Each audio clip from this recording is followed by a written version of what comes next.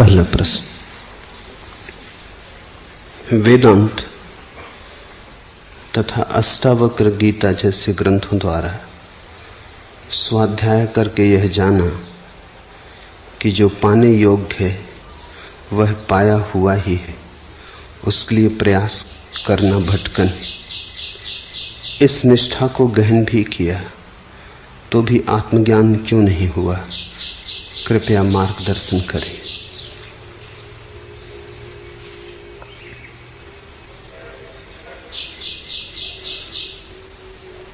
शास्त्र से जो समझ में आया वो तुम्हें समझ में आया ऐसा नहीं है।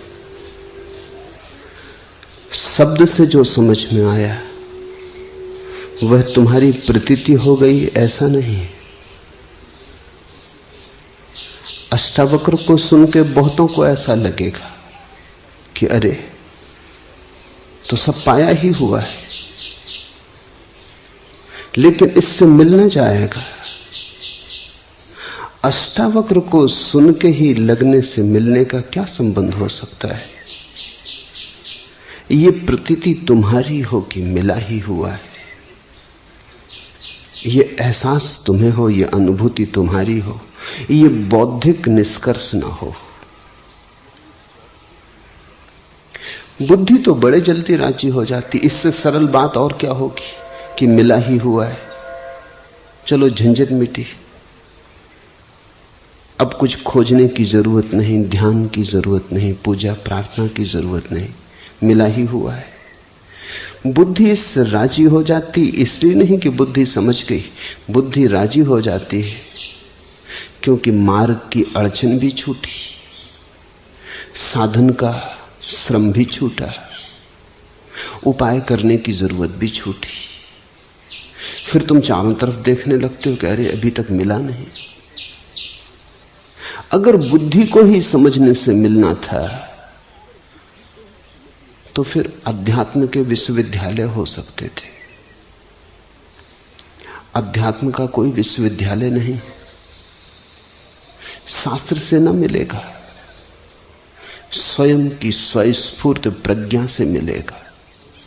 अष्टावक्र को सुनो, लेकिन जल्दी मत करना मानने की। तुम्हारा लोभ जल्दी करवा देगा। तुम्हारा लोभ कहेगा ये तो बड़ी सुलभ बात रही, खजाना मिला ही हुआ है, तो चलो पाने की भी उपद्रव मिटा, अब कहीं जाना भी नहीं, अब कुछ करना भी नहीं। यही तो तुम सदा से चाहते थे कि बिना किए मिल जाए। लेकिन ध्यान रखना, इस सबके पीछे पाने की आकांक्षा बनी ही हुई है, बिना किए मिल जाए। पहले सोचते थे करके मिलेगा, अब सोचते हो बिना किए मिल जाए। पाने की आकांक्षा बनी हुई है, इसलिए तो प्रश्न उठता है कि अभी तक आत्मज्ञान क्यों नहीं हुआ? जिसको समझ में आ गई बात, बाढ़ में जाए आत्मज्ञान, करना क्या है? अगर अष्टावक्र को समझ गए तो दूसरा प्रश्न उठ ही नहीं सकता है। आत्मज्ञान नहीं मिला तो इसका अर्थ हुआ कि अष्टावक्र को मानने के साथ साथ आंख के कोने से देख रहे थे अभी तक मिला कि नहीं मिला। नजर अभी भी मिलने पे लगी थी। मेरे पास लोग आते, उनको मैं कहता हूं कि ध्यान जब तक न गहरा होगा, जब तक तुम कुछ मांग जारी रखोगे, जब तक तुम सोचोगे कुछ मिले, आनंद मिले, परमात्मा मिले, आत्मा मिले, तब तक ध्यान गहरा न होगा। क्योंकि ये लोभ की वृत्ति है जो मिलने की बात सोच रही, ये महत्वाकांक्षा है, ये राजनीति है, अभी धर्म नहीं हुआ। तो वो कहते हैं अच्छा तो अब बिना सोचे बैठेंगे, फिर तो मिलेगा ना। अंतर जरा भी नहीं पड़ा। वो इसके लिए भी राजी है कि न सोचेंगे। चलो आप कहते हो मिलने के लिए यही उपाय है, तो न सोचेंगे, लेकिन फिर मिलेगा ना। तुम लोभ से छूट नहीं पाते। अष्टावक्र को सुन के बड़े जल्दी बहुत लोग मान लेंगे कि चलो मिल गया। इतनी जल्दी अगर मिलता होता, और ऐसा नहीं है कि कोई बाधा है मिलने में, बाधा है तो तुम्हारी कामना की नासमझी है तो बिल्कुल पास, ठीक अष्टावक्र कहते हैं मिला ही हुआ है, लेकिन ये मिला हुआ ही है तब समझ में आएगा जब पाने की सारी आकांक्षा विसर्जित हो जाएगी। तब तुम्हारी समग्रता से तुम जानोगे कि मिला हुआ है। अभी तो बुद्धि का खिलवाड़ हो जाता है। अष्टावक्र जैसे महर्षि कहते हैं तो ठीक ही कहते होंगे, तुम जल्दी कर लेते मानने की। तुम्हारी श्रद्धा बड़ी नपुंसक है, तुम संदेह भी नहीं करते, तुम जल्दी मान लेते हो। शास्त्र के वचन पर इस देश में तो संदेह करने की आदत ही खो गई है। शास्त्र कहते हैं तो ठीक ही कहते होंगे। मुल्ला नसरुद्दीन एक दिन आया तो एक बड़ी खूबसूरत छतरी लिए हुए था। मैंने पूछा कहां मिल गई इतनी खूबसूरत छतरी, यहां तो बनती नहीं। उसने कहा बहन ने भेंट भेजी। मैंने कहा नसरुद्दीन तुम तो सदा कहते रहे कि तुम्हारी कोई बहन ने। वो कहने लगा ये बात तो सच है। तो फिर मैंने कहा ये बहन ने भेंट भेजी? तो उसने कहा आप न मानो तो इसकी डंडी पे लिखा हुआ है बहन की ओर से भाई को भेंट। एक होटल से निकलने लगा, ये छतरी पे लिखा था। मैंने सोचा हो ना हो बहन हो ही। जब लिखा हुआ है तो मानना ही पड़ता है। और फिर ऐसे कोई पोपेरी ममेरी कोई चचेरी बहन शायद हो भी। और फिर अध्यात्मवादी तो सदा से कहते हैं अपनी पत्नी को छोड़कर सभी को माता बहन समझो। लिखी हुई बात पर और फिर शास्त्र में लिखी हो, छपी बात पर बड़े जल्दी श्रद्धा आती। कुछ बात कहो किसी से, वो कहता कहां लिखी, लिखा हुआ बता दो, तो वो राजी हो जाता।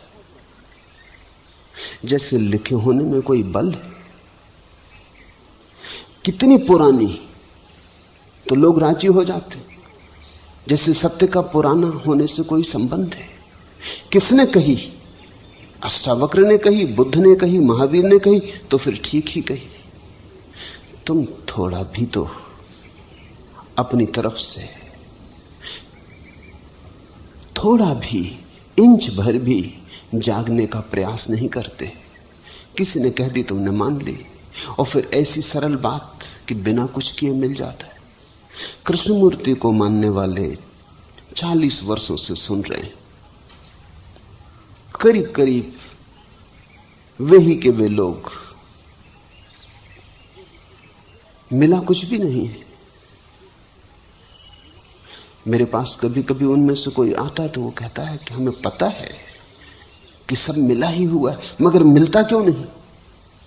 हम कृष्णमूर्ति को सुनते हैं, बात समझ में आती कि सब मिला ही हुआ है। ये लोभी जन है, ये चाहते ही थे पहले से कि कोई श्रम ना करना पड़े, मुफ्त मिल जाए। इन्होंने कृष्णमूर्ति को नहीं सुना, ना अष्टावक्र को समझा है, इन्होंने अपने लोभ को सुना है। इन्होंने अपने लोभ के माध्यम से सुना है, फिर उन्होंने अपने हिसाब से व्याख्या कर ली। किसी मित्र ने पूछा है कि अब ध्यान करना बड़ा बेहुदा लगता है, 5-5 ध्यान और अष्टावक्र पे चल रही प्रवचन माला, बड़ा बेहुदा लगता है। ध्यान छोड़ने में कितनी सुगमता है, करने में कठिनता है। अष्टावक्र को भी जो मिला वो कुछ करके मिला ऐसा नहीं, लेकिन बिना कुछ किए मिला ऐसा भी नहीं। अब इसे तुम समझना, ये थोड़ा जटिल मामला है। मैंने तुमसे कहा बुद्ध को मिला जब उन्होंने सब करना छोड़ दिया, लेकिन पहले सब किया। 6 वर्ष तक अथक श्रम किया, सब दांव पे लगा दिया। उस दांव पे लगाने से ही यह अनुभव आया कि करने से कुछ नहीं मिलता। अष्टावक्र को पढ़ने से थोड़ी, नहीं तो अष्टावक्र की गीता बुद्ध के समय में उपलब्ध थी, उन्होंने पढ़ ली होती। 6 साल मेहनत करने की जरूरत ना थी। 6 साल अथक श्रम किया, और श्रम कर करके जाना कि श्रम से तो नहीं मिलता। रत्ती रेखा भी न बची भीतर के श्रम करने से मिल सकता है, ऐसी कोई वासना भी न बची भीतर, करके देख लिया नहीं मिलता। ये इतना प्रगाढ़ हो गया कि एक दिन इसी प्रगाढ़ता में करना छूट गया, तभी मिल गया। तो मैं तुमसे यह कहना चाहता हूं कि न करने की अवस्था आएगी जब तुम सब कर चुके होगे। जल्दबाजी मत करना, अन्यथा थोड़ा बहुत ध्यान कर रहे हो वो भी छूट जाएगा। थोड़ी बहुत पूजा प्रार्थना में लगे हो वो भी छूट जाएगी। अष्टावक्र तो दूर रहे, तुम जो हो थोड़े बहुत चल रहे थे किसी यात्रा पर, वो भी बंद हो जाएगा। इसके पहले कि कोई रुके, समग्र रूप से दौड़ लेना जरूरी, तो ही दौड़ने से नहीं मिलता, ये बोध प्रगाढ़ होता है।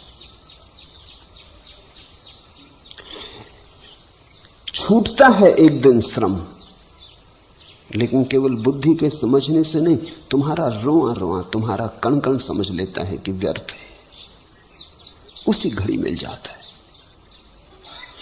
ठीक कहते हैं अष्टावक्र की अनुष्ठान बंधन, लेकिन जो अनुष्ठान करेगा उसको ही पता चलेगा। मैं तुमसे कह रहा हूं क्योंकि अनुष्ठान किया और पाया कि बंधन है। मैं तुमसे कह रहा हूं क्योंकि साधन किए और पाया कि कोई साधन साध्य तक नहीं पहुंचाते। ध्यान कर कर के पाया कि कोई ध्यान समाधि तक नहीं लाता है। लेकिन जब ऐसा करके तुम पाते हो कि कोई ध्यान समाधि तक नहीं लाता, ऐसी तुम्हारी गहन होती अनुभूति एक दिन उस जगह आ जाती, 100 डिग्री पर उबलती, तुम सब दांव पर लगा देते हो, कुछ बचाते नहीं, अपने को पूरा झोंक देते हो आग में। श्रम परिपूर्ण हो जाता है, तपस्या पूरी हो जाती, साधन पूरा हो जाता है। अब तुमसे कोई अस्तित्व ये मांग नहीं कर सकता कि तुमने कुछ भी बचाया था, सब लगा दिया। उस दिन उस प्रगाढ़ता में, उस प्रज्वलित चित्त की दशा में अचानक सब भस्मीभूत हो जाता है। सब साधन, सब अनुष्ठान, सब ध्यान, सब तप त्याग, अचानक तुम जाग के पाते हो कि अरे ये तो मिला ही था जिसे मैं खोज रहा था। लेकिन ये अष्टावक्र को पढ़ने से हो जाता होता तो बात बड़ी सुगम थी। अष्टावक्र को पढ़ना क्या कठिन, सूत्र तो बड़े सीधे साफ हैं। ध्यान रखना, सीधी सरल बातें समझना इस जगत में सबसे कठिन। और कठिनाई तुम्हारे भीतर से आती। तुम चाहते ही थे कि कुछ ना करना पड़े। ध्यान बड़ा मुश्किल से लोग करने को राजी होते। अब ये कसौटी है अष्टावक्र की गीता। अष्टावक्र को सुन के भी जो ध्यान करते रहेंगे वही समझे। जो अष्टावक्र को सुन के ध्यान छोड़ देंगे, अष्टावक्र को तो समझे ही नहीं, ध्यान भी गया।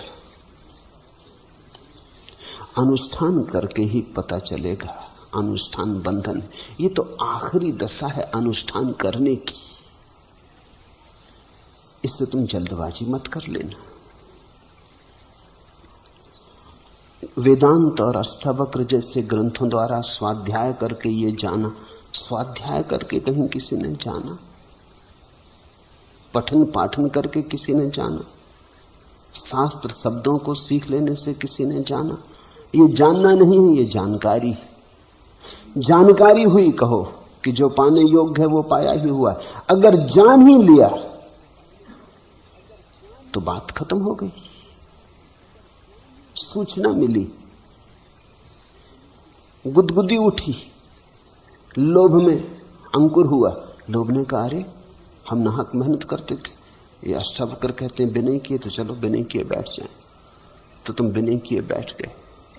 थोड़ी देर में तुम देखने लगे अभी तक घटी नहीं घटना, देर लग रही, बात क्या। और अष्टावक्र कहते हैं अभी तुम घड़ी पर नजर लगाए बैठे हो कि 5 सेकंड निकल गए, 5 मिनट निकल गए, ये घंटा भी बीता जा रहा है। और अष्टावक्र कहते हैं तत्क्षण, इसी वक्त, एक क्षण की भी विदा होने की जरूरत नहीं। फिर तुम कहने लगे झूठ ही कहते होंगे, श्रद्धा टूट गई। जाना नहीं, जानकारी हुई। जानकारी और जानने के फर्क को सदा याद रखना। जानकारी अर्थात उधार। किसी और ने जाना, उससे सुन के तुम्हें जानकारी हुई। इंफॉर्मेशन, जानकारी। जानना तो अनुभव है। तुम्हारे अतिरिक्त कोई तुम्हारे लिए जान नहीं सकता, ये उधार नहीं हो सकता। मैं जान लूं इससे तुम्हारे जानने की थोड़ी घटना घटेगी। मेरा जानना मेरा होगा, तुम्हारा जानना तुम्हारा होगा। हां, अगर मेरे शब्दों को तुमने संग्रह कर लिया तो वो जानकारी से आदमी पंडित बनता है, प्रज्ञावान नहीं।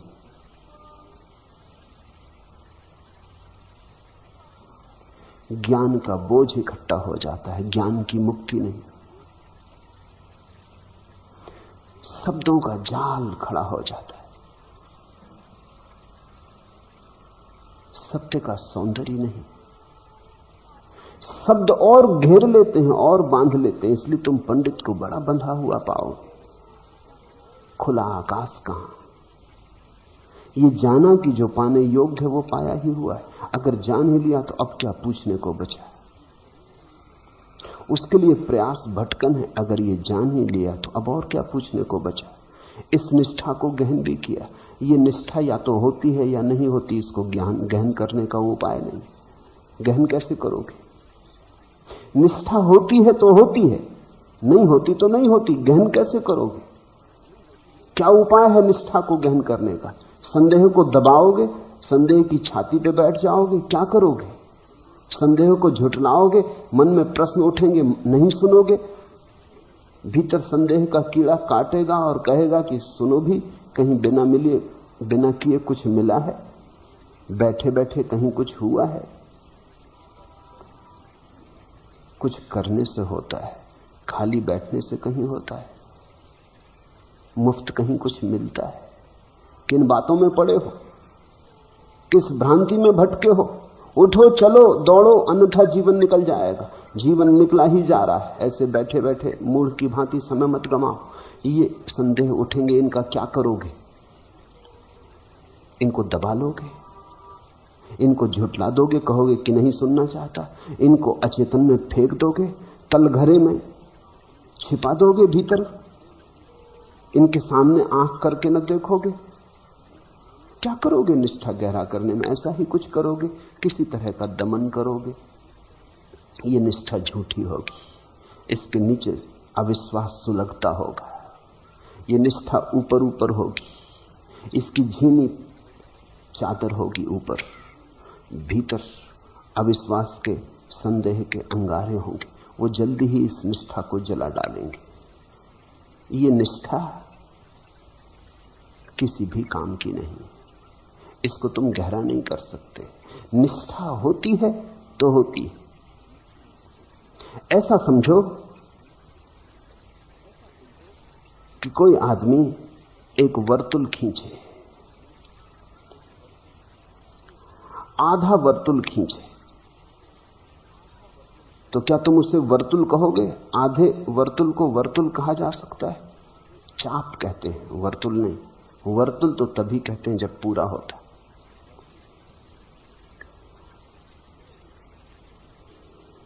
अधूरे वर्तुल का नाम वर्तुल नहीं है। अधूरी श्रद्धा का नाम श्रद्धा नहीं है, क्योंकि अधूरी श्रद्धा का अर्थ हुआ कि अधूरा अभी अविश्वास भी खड़ा है। वो जो आधी जगह खाली है वहां कौन होगा? वहां संदेह होगा। संदेह के साथ श्रद्धा चल ही नहीं सकती। ये तो ऐसा हुआ कि एक पैर पूरब जा रहा, एक पैर पश्चिम जा रहा, तुम कहीं पहुंचोगे नहीं। ये तो ऐसा हुआ कि तुम दो नावों पर सवार हैं, एक इस किनारे की आ रही, एक उस किनारे जा रही, तुम पहुंचोगे कहां? संदेह की यात्रा अलग, श्रद्धा की यात्रा अलग, तुम दो नावों पर सवार हो। अधूरी श्रद्धा का क्या अर्थ? अधूरी निष्ठा का क्या अर्थ? कि आधा अविश्वास, आधा संदेह भी मौजूद है। श्रद्धा होती तो पूरी, नहीं होती तो नहीं होती। और एक और मजे की बात ध्यान रखना, इस जगत में जब भी श्रेष्ठ को निकृष्ट से मिलाओगे तो निकृष्ट कुछ भी नहीं खोता, श्रेष्ठ का कुछ खो जाता है।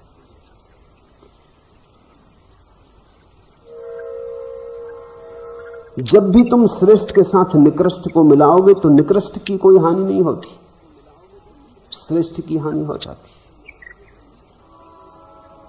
शुद्ध पकवान भोजन तैयार है, तुम जरा सी मुट्ठी भर गंदगी लाके डाल दो, तुम कहोगे ये पकवान का तो ढेर लगा है, मनो इसमें मुट्ठी भर गंदगी से क्या होता। तो मुट्ठी भर गंदगी उस पूरे शुद्ध भोजन को नष्ट कर देगी। वो पूरा शुद्ध भोजन भी मुट्ठी भर गंदगी को नष्ट न कर पाएगा। तुम एक फूल पर पत्थर फेंक दो तो पत्थर का कुछ न बिगड़ेगा, फूल समाप्त हो जाएगा। पत्थर जड़ है, निकृष्ट है, फूल महिमावान है। फूल आकाश का है, पत्थर पृथ्वी का है। फूल काव्य है जीवन का। पत्थर और फूल की टक्कर होगी तो फूल का सब बिगड़ जाएगा, पत्थर का कुछ भी ना बिगड़ेगा। एक बूंद जहर पर्याप्त है। तो ध्यान रखना, संदेह निकृष्ट है। श्रद्धा के फूल के साथ अगर संदेह का पत्थर भी पड़ा है तो फूल दबेगा और मर जाएगा, हत्या हो जाएगी फूल की।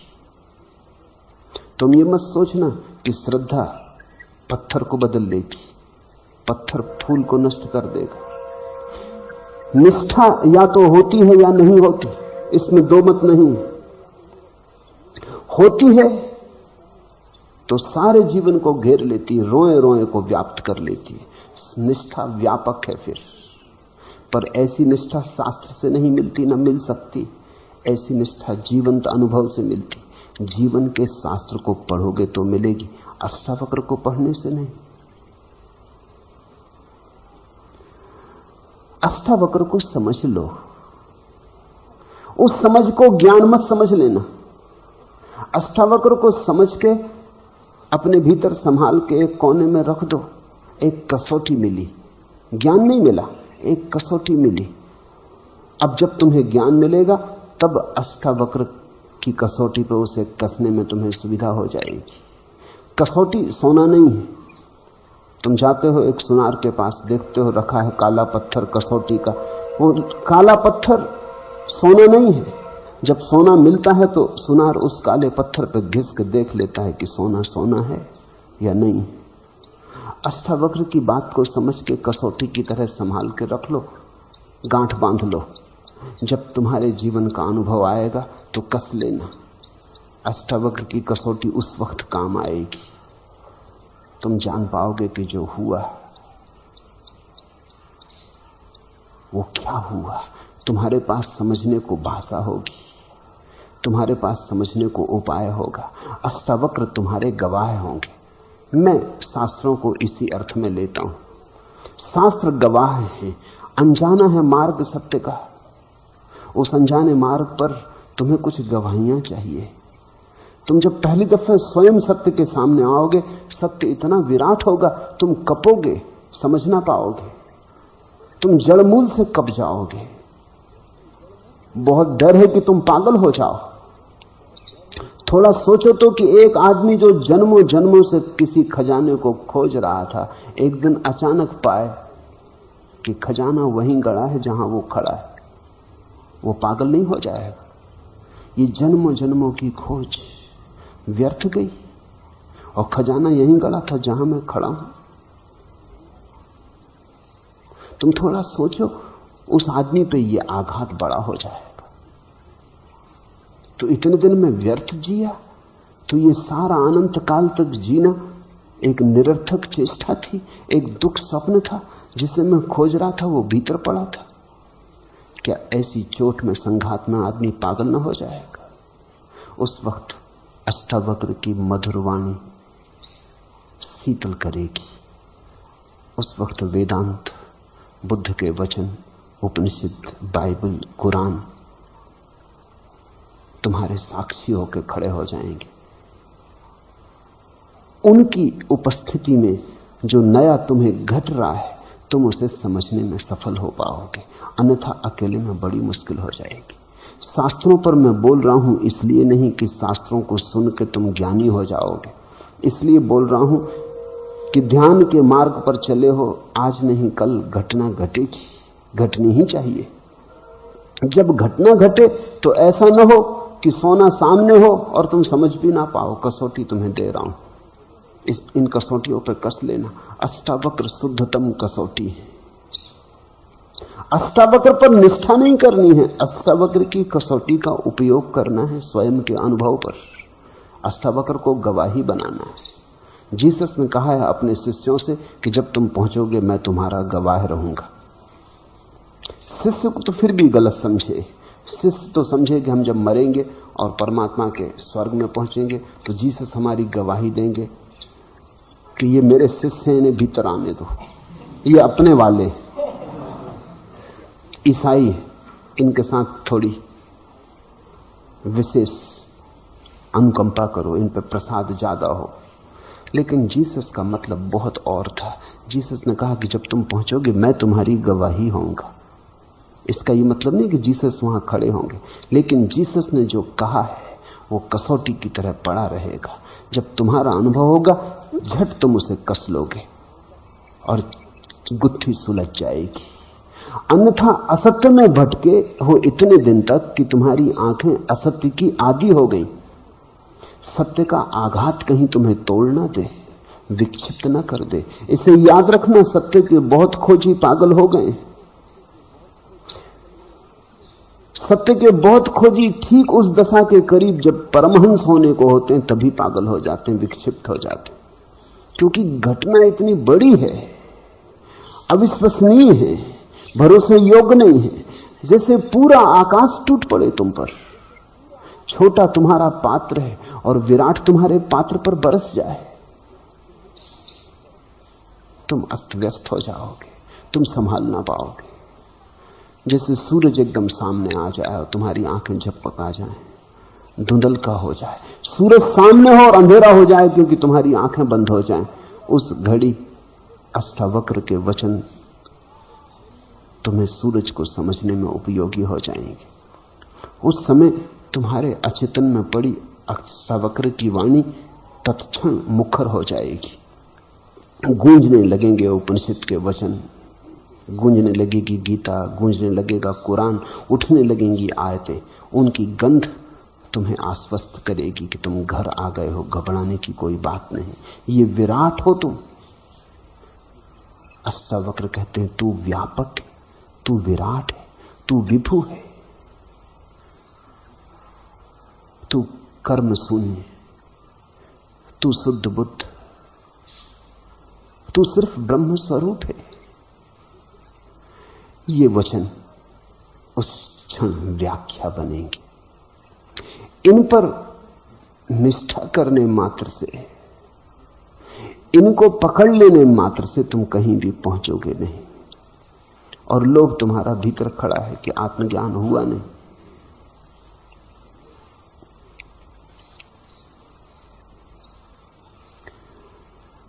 वासना को बांधने को तुमड़ी जो स्वरतार बिछाती है, आह उसी में कैसी एकांत निबड़ वासना थरथराती।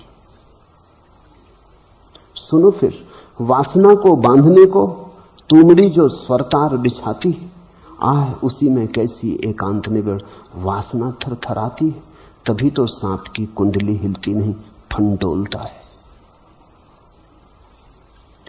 तुम वासना से मुक्त भी होना चाहते हो तो भी तुम वासना का ही जाल बिछाते हो।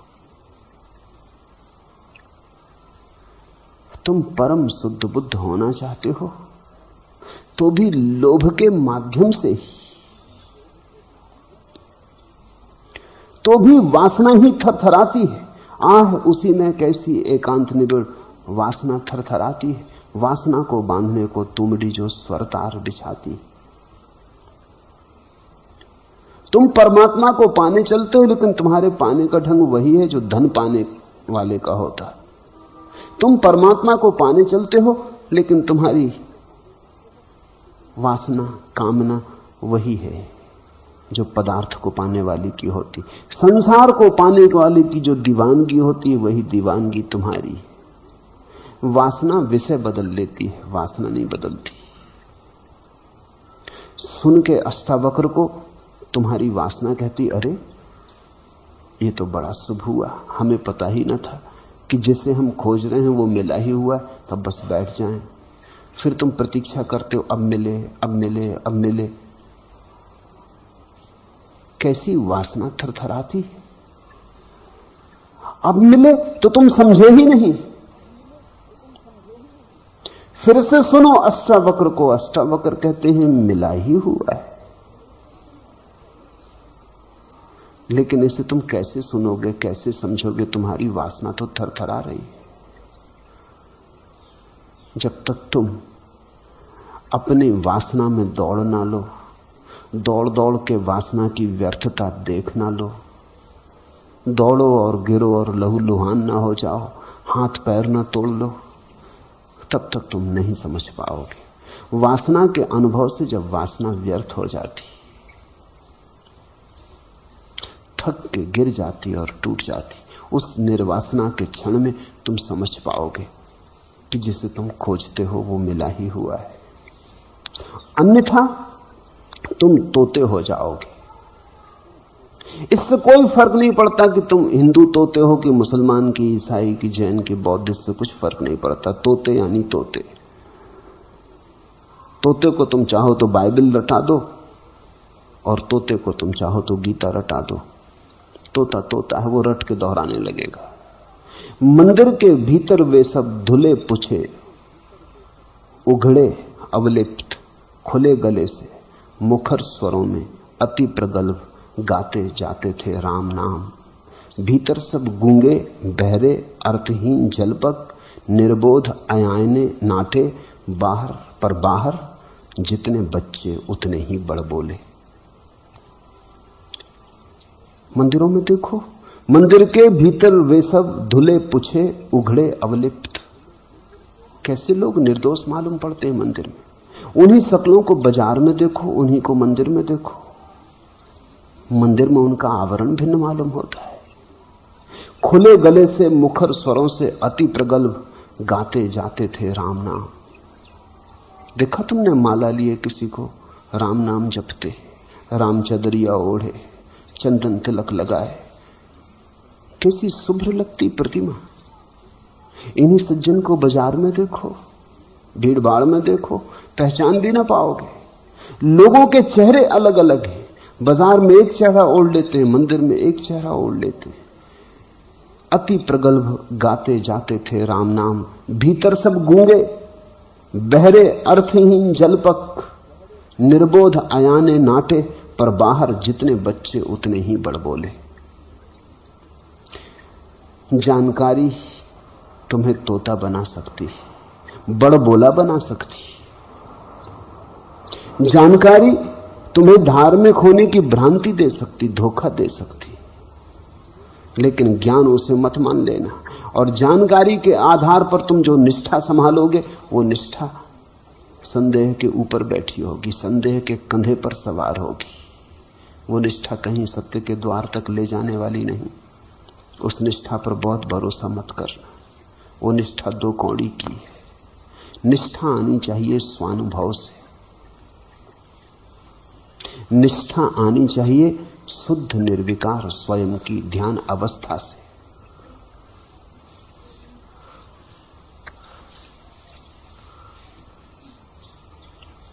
दूसरा प्रश्न। कल संध्या घूम रहा था कि अचानक आपका कल सुबह का पूरा प्रवचन मेरे रोम रोम में गूंजने लगा। दर्शक होकर दृश्यों की छवि निहार रहा था कि कहीं से दृष्टा की याद आ गई। दृष्टा का खेल भी जरा देर चला, लेकिन इसी बीच मेरे पैर लड़खड़ाने लगे और गिरने से बचने के लिए मैं सड़क के किनारे बैठ गया। और तभी न दृश्य रहा, न दर्शक रहा और न दृष्टा ही रहा। सब कुछ समाप्त हो गया और फिर भी कुछ था। कभी अंधेरा, कभी प्रकाश की आंख में छौनी चलती रही, लेकिन तभी से बेचैनी भी बढ़ गई और समझ में नहीं आया कि यह सब क्या है। यही मैं तुमसे कह रहा हूं। अगर सत्य की थोड़ी सी झलक भी तुम्हारे पास आएगी तो तुम बेचैन हो जाओगे। तुम समझ ना पाओगे ये क्या है।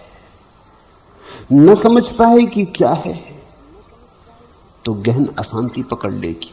विक्षिप्तता भी पकड़ सकती है। इसलिए बोलता हूं इन शास्त्रों पर, इसलिए रोज तुम्हें समझाया जाता हूं कि कहीं तुम्हारे अचेतन में जानकारी पड़ी रहे, और जब घटनाएं घटे तो तुम उनकी ठीक ठीक व्याख्या कर लो, सुलझा लो। अन्यथा तुम सुलझाओगे कैसे? तुम्हारे पास भाषा ना होगी, शब्द ना होंगे, समझने का कोई उपाय ना होगा, मापदंड ना होगा, तराजू ना होगा, तुम तौलोगे कैसे? कसौटी ना होगी, तुम परखोगे कैसे? पूछा है, मेरे रोम रोम में प्रवचन गूंजने लगा। दर्शक होकर दृश्यों की छवि निहार रहा था, कहीं से दृष्टा की याद आ गई। दृष्टा का खेल भी जरा देर चला, लेकिन इसी बीच मेरे पैर लड़खड़ाने लगे और गिरने से बचने के लिए मैं एक सड़क के किनारे बैठ गया। निश्चित ही ऐसा ही होता है। जब पहली दफा तुम्हें दृष्टा का थोड़ा सा बोध होगा, तुम लड़खड़ा जाओगे, तुम्हारी पूरी जिंदगी लड़खड़ा जाएगी, क्योंकि तुम्हारी पूरी जिंदगी ही दृष्टा के बिना खड़ी। ये नई घटना सब अस्त व्यस्त कर देगी। जैसे अंधे आदमी की अचानक आंख खुल जाए, थोड़ा सोचो वो चल पाएगा रास्ते पर? वो लड़खड़ा जाएगा। 40 साल 50 साल से अंधा था, लकड़ी के सहारे टटोल टटोल के चलता था।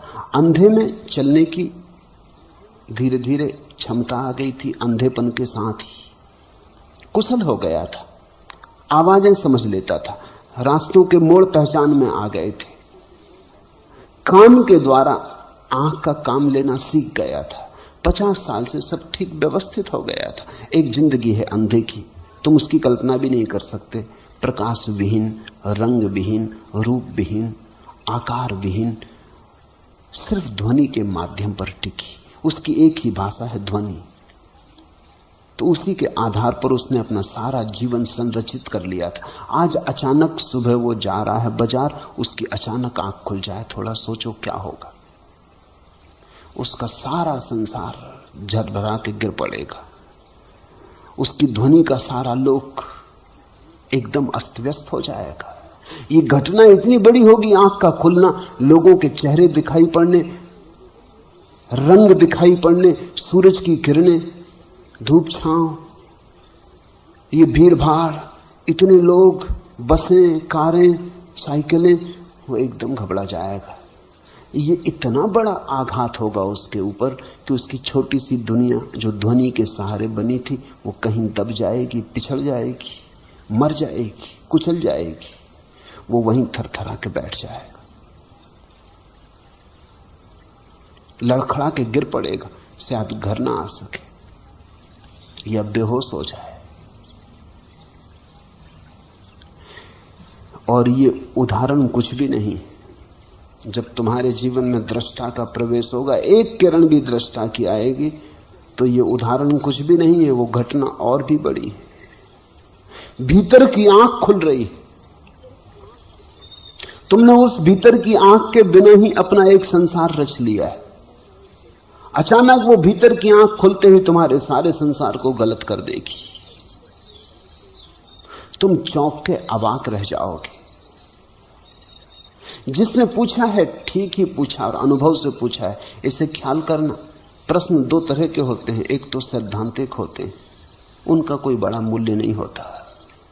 ये प्रश्न अनुभव का है। अनुभव से न हुआ होता तो ये प्रश्न बन ही नहीं सकता था। ये पैर लड़खड़ाए ना होते तो ये प्रश्न बन नहीं सकता था। ये प्रश्न सीधे अनुभव का है। कहीं से दृष्टा की याद आ गई। गूंज रहे होंगे अष्टावक्र के वचन जो मैंने कहा था सुबह, उसकी गूंज बाकी रह गई होगी, उसकी सुगंध तुम्हारे भीतर उठ रही होगी, उसकी थोड़ी सी लकीरें कहीं उलझी रह गई होंगी।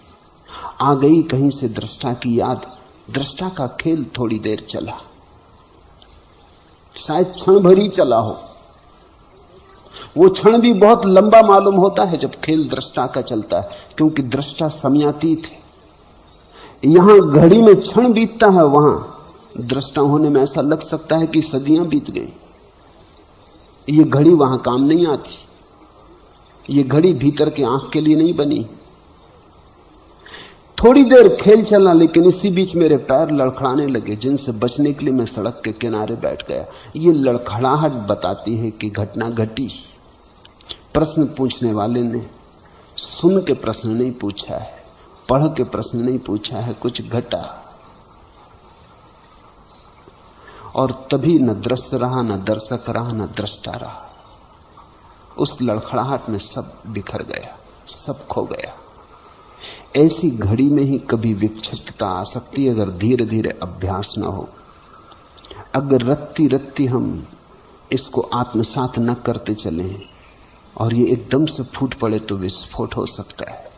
सब कुछ समाप्त हो गया और फिर भी कुछ था, निश्चित कुछ था। वस्तुतः पहली दफा सब कुछ था। तुम्हारा सब कुछ समाप्त हो गया। तुमने जो बना ली थी अपनी छोटी सी घास फूस की कुटिया, वो गिर गई। आकाश था, चांद तारे थे, परमात्मा ही बचा। तुमने जो बना ली थी सीमाएं रेखाएं, वो खो गई। निरभ्र आकाश बचा। तुमने जो छोटे से में रहने का अभ्यास कर लिया था, वो लड़खड़ा गया। उसी के लड़खड़ाहट में तुम भी घबरा के किनारे बैठ गए। निश्चित कुछ था, लेकिन जिसको यह अनुभव हुआ अवाक कर गया। वो पकड़ नहीं पाया क्या था, कौन था।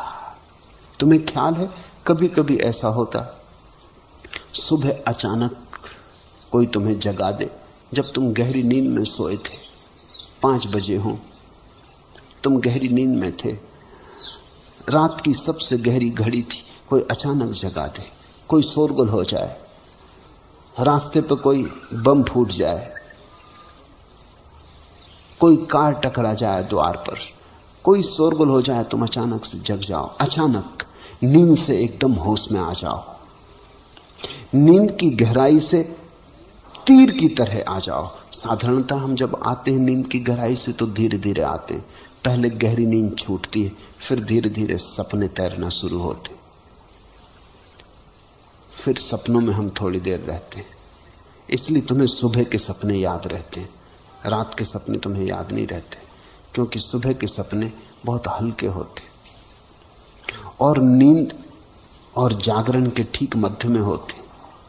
फिर धीरे धीरे सपने हटते, फिर अधूरी अधूरी टूटी सी नींद होती, फिर धूप छांव की आंख मिचौनी चलती थोड़ी देर, क्षण भर को लगता जागे, क्षण भर को फिर नींद में हो जाते, करवट बदल लेते, करवट बदलते तब लगता है जागे हैं। बीच में आवाज भी सुनाई जाती कि पत्नी चाय बनाने लगी, कि बर्तन गिर गया, कि दूध वाला आ गया,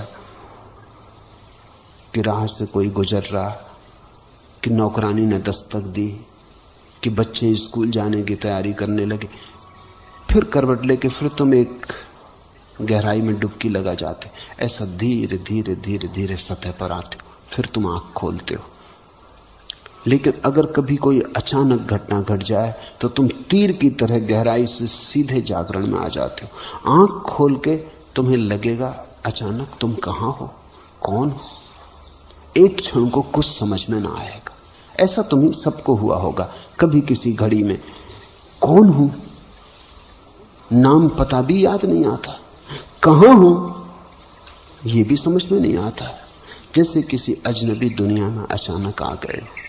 ये क्षण भरी रहती है बात, फिर तुम समझ जाते हो, क्योंकि ये धक्का कोई बहुत बड़ा धक्का नहीं है। और फिर इसके तुम अभ्यासी हो, रोज ही ये होता है। रोज सुबह तुम उठते हो, सपने की दुनिया से वापस जागृत की दुनिया में लौटते हो। ये अभ्यास पुराना है, फिर भी कभी कभी अचानक हो जाए तो चौंका जाता है, घबरा जाता है। असली जागरण जब घटता है तो तुम बिल्कुल ही अवाक रह जाओगे।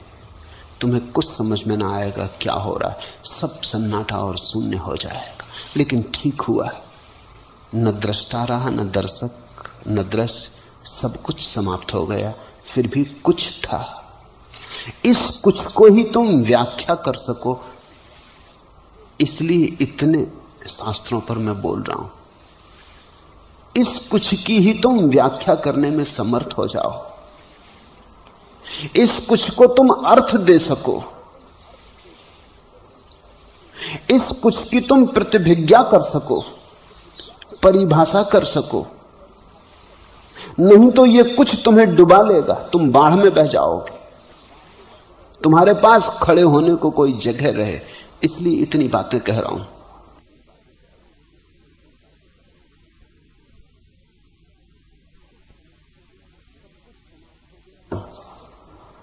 सब कुछ समाप्त हो गया, फिर भी कुछ था, कभी अंधेरा कभी प्रकाश की आंख में चौनी चलती रही। लेकिन तभी से बेचैनी बढ़ गई है और समझ में नहीं आता कि यह सब क्या था। जो मैं कहता हूं उसे संभाले जाओ, उसकी मंजूसा बनाओ, उसे ज्ञान मत समझना, जानकारी ही समझना, समझ पूर्वक उसकी मंजूसा बनाओ। फिर धीरे धीरे तुम पाओगे, जब जब अनुभव घटेगा, जो अनुभव घटेगा उस अनुभव को सुस्पष्ट सुविश्लिष्ट कर देने वाले मेरे शब्द तुम्हारे अचेतन से उठ के खड़े हो जाएंगे। मैं तुम्हारा साक्षी बन जाऊंगा, मैं तुम्हारा गवाह हूं। लेकिन अगर सुनते वक्त तुम मेरे साथ विवाद कर रहे हो तो फिर मैं तुम्हारा गवाह न बन सकूंगा। अगर सुनते वक्त तुम मुझसे किसी तरह का आंतरिक संघर्ष कर रहे हो, तर्क कर रहे हो, अगर सुनते वक्त तुम मुझे सहानुभूति प्रेम से नहीं सुन रहे हो, विवाद कर रहे हो, तो मैं तुम्हारा गवाह न बन सकूंगा। क्योंकि फिर तुम जो अपनी मंजूसा में रखोगे वो मेरा नहीं होगा, तुम्हारा ही होगा।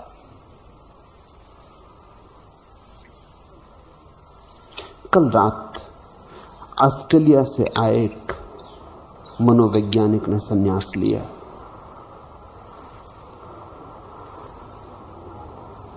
उस मनोवैज्ञानिक को मैंने कहा कि तुम संन्यास ना लो तो भी तुम्हारा स्वागत है, लेकिन तब तुम मेरे अतिथि ना रहोगे। स्वागत तो तुम्हारा है। अगर तुम संन्यास ले लो तो भी स्वागत तुम्हारा है, पर तुम मेरे अतिथि भी हो गए। मुझसे लोग पूछते हैं कि अगर हम संन्यास ना लें तो क्या आपका प्रेम हम पर कम रहेगा? मेरा प्रेम तुम पर पूरा रहेगा। स्वागत है, लेकिन संन्यास लेते ही तुम अतिथि भी हो गए। और बड़ा फर्क है। बिना संन्यास लिए तुम सुन रहे हो दूरी से, संन्यास लेके तुम पास आ गए।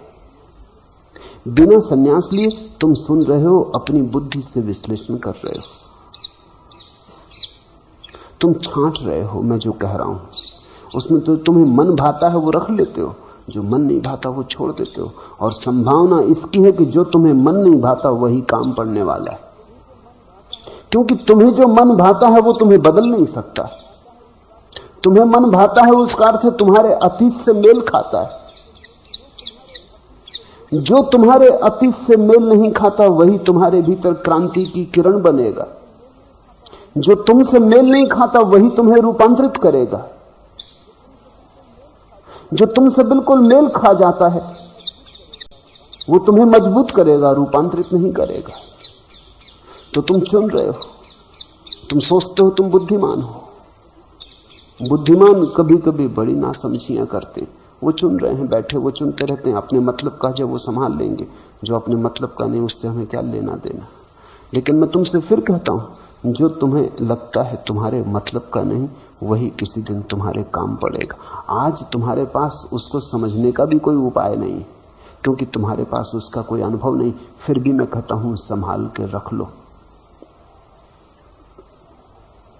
किसी दिन अनुभव जब आएगा तो अचानक तुम्हारे अचेतन से उठेगी बात और हल कर जाएगी। तब तुम अवाक ना रहोगे, तब तुम्हारा विस्मय तुम्हें तोड़ नहीं देगा, और तब तुम घबरा ना जाओगे और बेचैनी ना होगी।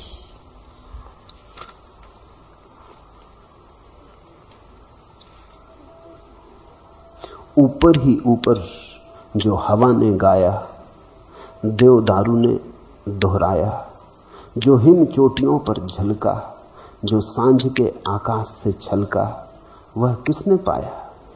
जिसने आयत्त करने की आकांक्षा का हाथ बढ़ाया। आह वह तो मेरे दे दिए गए हृदय में उतरा, मेरे स्वीकारी आंसू में ढलका। वह अनजाना अनपहचाना ही आया, वह इन सबके और मेरे माध्यम से अपने में अपने को लाया, अपने में समाया। अकेला वह तेजोमय है जहां दीठ बेबस झुक जाती है। वाणी तो क्या सन्नाटे तक की गूंज वहां चुक जाती है। सुनो मुझे गहन आंसुओं से, सुनो मुझे हृदय से, सुनो मुझे प्रेम से, बुद्धि से नहीं, तर्क से नहीं। वही श्रद्धा और निष्ठा का अर्थ है। ऊपर ही ऊपर जो हवा ने गाया, जो देवदारू ने दोहराया, जो हिम चोटियों पर झलका, जो सांझ के आकाश से छलका, वह किसने पाया? क्या उसने जिसने आयत्त करने की आकांक्षा का हाथ बढ़ाया? नहीं। जहां आकांक्षा का हाथ बढ़ा वहां तो हाथ बड़ा छोटा हो गया। आकांक्षा के हाथ में तो भिक्षा ही समाती है, साम्राज्य नहीं समाते। साम्राज्य समाने के लिए तो प्रेम से खुला हुआ हृदय चाहिए, भिक्षा का, वासना का पात्र नहीं। वह किसने पाया? जिसने आयत्त करने की आकांक्षा का हाथ बढ़ाया। तो तुम मुझे यहां ऐसे सुन सकते हो कि चलो जो अपने मतलब का हो उसे उठा लें, अपनी झोली में संभाल लें, तो तुम आकांक्षा के हाथ से मेरे पास आ रहे हो। आकांक्षा तो भिक्षु है, तो तुम कुछ थोड़ा बहुत ले जाओगे, लेकिन तुम जो ले जाओगे वो टेबल से गिरे रोटी के टुकड़े इत्यादि थे। तुम अतिथि ना हो पाए। सन्यास तुम्हें अतिथि बना देता है। आह वह तो मेरे दे दिए गए हृदय में उतरा, आह वह तो मेरे दे दिए गए हृदय में उतरा, मेरे स्वीकारी आंसू में ढलका। वह अनजाना अनपहचाना ही आया, वह इन सब के और मेरे माध्यम से अपने में अपने को लाया, अपने में समाया। अकेला वह तेजोमय है जहां दीठ बेबस झुक जाती, वहां आंख तो झुक जाती। वाणी तो क्या सन्नाटे तक की गूंज वहां चुक जाती। उसके लिए तैयारी करो, उसके लिए हृदय को प्रेम से भरो, उसके लिए सहानुभूति से सुनना सीखो। और मैं तुमसे जो कह रहा हूं उसे मंजूसा में संजो, तो फिर बेचैनी ना होगी। फिर वो उतरे अपरिचित अनजान, तुम उसे समझ पाओगे, तुम उसके गूढ़ स्वर को समझ पाओगे, तुम उसके सन्नाटे में डूबोगे नहीं, घबराओगे नहीं, मुक्त हो जाओगे। अन्यथा वो मौत जैसा लगेगा। परमात्मा अगर बिना समझे हुए आ जाए, तुम्हारे पास अगर समझने का कोई भी उपाय ना हो, तो मौत जैसा लगेगा कि मरे। अगर तुम्हारे पास समझने का थोड़ा उपाय हो, थोड़ी तैयारी हो, तुमने सद्गुरुओं से कुछ सीखा हो, सत्संग किया हो, तो परमात्मा मोक्ष है। अन्यथा मृत्यु जैसा मालूम पड़ता है। और एक बार तुम घबरा गए तो तुम उस तरफ जाना बंद कर दोगे। एक बार तुम बहुत भयभीत हो गए तो तुम्हारा रोआ रोआ डरने लगेगा। तुम और सब जगह जाओगे, वहां न जाओगे जहां ऐसा भय, जहां हाथ पैर लड़खड़ा जाएं, जहां राह के किनारे बैठ जाना पड़े, जहां सब धूमिल हो जाए, सब खोता मालूम पड़े, कुछ अज्ञात अनजाना शेष रहे और घबराए और बेचैनी दे, फिर तुम वहां न जाओगे। रविन्द्रनाथ का गीत है कि मैं परमात्मा को खोजता था अनेक जन्मों से, बहुत खोजा, मिला नहीं। कभी कभी दूर, बहुत दूर चांद तारों पर उसकी झलक दिखाई पड़ जाती थी। आशा बंधी रही, खोजता रहा। फिर एक दिन संयोग और सौभाग्य उसके द्वार पर पहुंच गया। तख्ती लगी थी, यही रहा घर भगवान का। चढ़ गया सीढ़ियां एक छलांग में, जन्मों जन्मों की यात्रा पूरी हुई थी। अहो भाग्य, हाथ में सांकल लेके बजाने को ही था कि तब एक भय पकड़ा कि अगर वो मिल गया तो फिर मैं क्या करूंगा। अब तक परमात्मा को खोजना ही तो मेरा कुल कृत्य था, अब तक इसी सहारे जिया, यही थी मेरी जीवन यात्रा। तो परमात्मा अगर मिल गया तो वो तो मृत्यु हो जाएगी, फिर मेरे जीवन का क्या, फिर मेरी यात्रा कहां, फिर कहां जाना है, किसको पाना है, क्या खोजना है, फिर तो कुछ भी ना बचेगा। तो बहुत घबरा गया, छोड़ दी सांकल आहिस्ता से कि कहीं आवाज ना हो जाए, कहीं वो द्वार खोल ही ना दे। जूते हाथ में ले लिए, भागा। तो तब से भाग रहा हूं, अब भी खोजता हूं। रविन्द्रनाथ ने लिखा है उस गीत में, अब भी खोजता हूं परमात्मा को, हालांकि मुझे पता है उसका घर कहां है।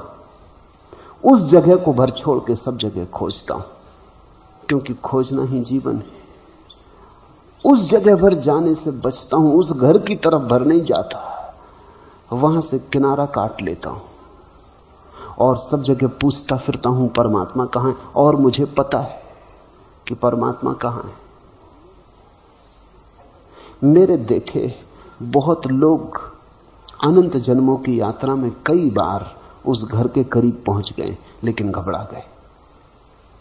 ऐसे घबरा गए कि सब भूल गया, वो घबराहट नहीं भूली है अभी तक। इसलिए लोग ध्यान करने को आसानी से उत्सुक नहीं होते। ध्यान वगैरह की बात से ही लोग डरते हैं, बचते हैं।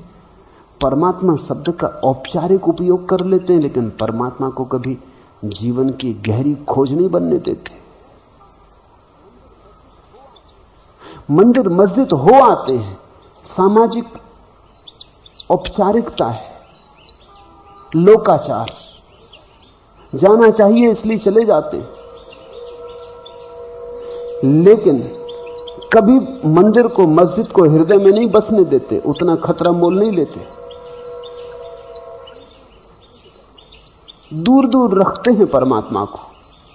उसका कारण होगा कहीं किसी गहन अनुभव में, कहीं छिपी किसी गहरी स्मृति में कोई भय का अनुभव छिपा है।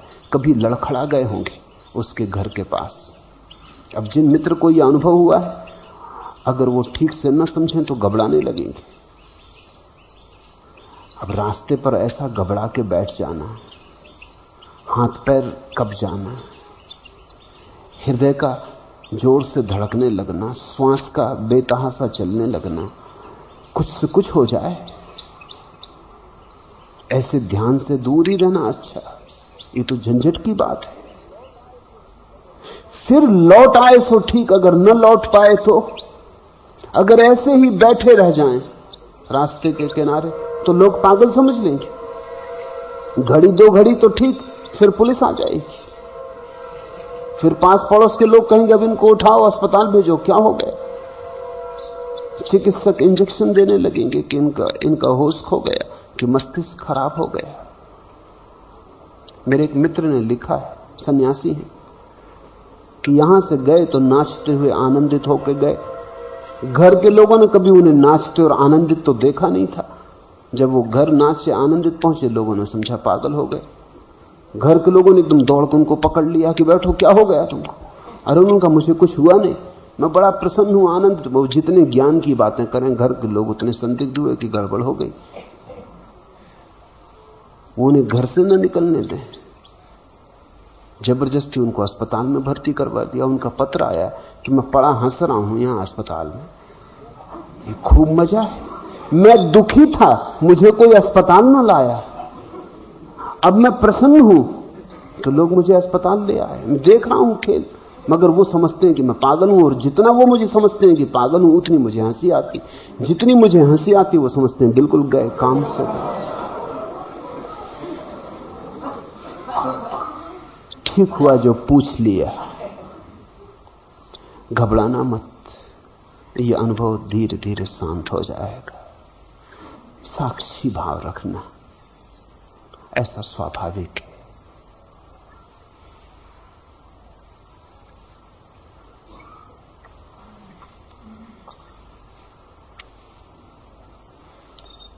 चौथा प्रश्न, हम ईश्वर अंश हैं और अविनाशी भी।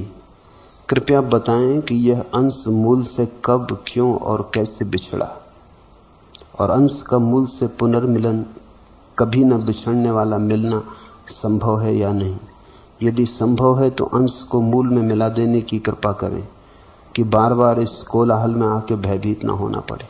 देखें फर्क, अभी एक प्रश्न था वो अनुभव का था, ये प्रश्न शास्त्रीय है। हम ईश्वर अंश हैं और अविनाशी भी, ये तुम्हें पता है? सुन लिया, पढ़ लिया और अहंकार को तृप्ति देता है, मान भी लिया। इससे बड़े अहंकार को तृप्ति देनी और क्या बात हो सकती है? हम ईश्वर अंश हैं, ईश्वर है, ब्रह्म है, अविनाशी है। यही तो तुम चाहते हो, यही तो अहंकार की खोज है, यही तो तुम्हारी गहरी से गहरी आकांक्षा है कि अविनाशी हो जाओ, ईश्वर अंश हो जाओ, ब्रह्म स्वरूप हो जाओ, सारे जगत के मालिक हो जाओ। हम ईश्वर अंश हैं और अविनाशी भी, ऐसा तुम्हें पता है? अगर तुम्हें पता है तो प्रश्न की कोई जरूरत नहीं। अगर तुम्हें पता नहीं है तो ये बात लिखनी व्यर्थ है, फिर प्रश्न ही लिखना काफी है। कृपया बताएं कि ये अंश मूल से कब, क्यों और कैसे बिछड़ा। ये पांडित्य के प्रश्न है। कब, समय, तारीख, तिथि चाहिए। क्या करोगे? अगर मैं तिथि भी बता दूं उससे क्या अंतर पड़ेगा? संवत बता दूं, समय बता दूं कि ठीक सुबह 6 बजे फला फला दिन, उससे क्या फर्क पड़ेगा? उससे तुम्हारे जीवन में क्या क्रांति होगी? तुम्हें क्या मिलेगा? कब, क्यों और कैसे बिछड़ा। अगर तुम्हें पता है कि तुम ईश्वर अंश हो तो तुम्हें पता होगा कि बिछड़ा कभी भी नहीं। तुमने बिछड़ने का सपना देखा, बिछड़ा कभी भी नहीं, क्योंकि अंश बिछड़ कैसे सकता है? अंश तो अंशी के साथ ही होता है। तुम्हें याद भूल गई हो, बिछड़न नहीं हो सकती, विस्मृति हो सकती।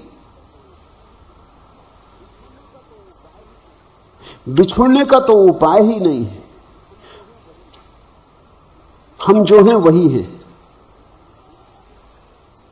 चाहे हम भूल जाएं, विस्मरण कर दें, चाहे हम याद कर लें, सारा भेद विस्मृति और स्मृति का है। मूल से कब, क्यों और कैसे बिछड़ा। बिछड़ा होता तो हम बता देते कि कब, क्यों और कैसे बिछड़ा। बिछड़ा नहीं।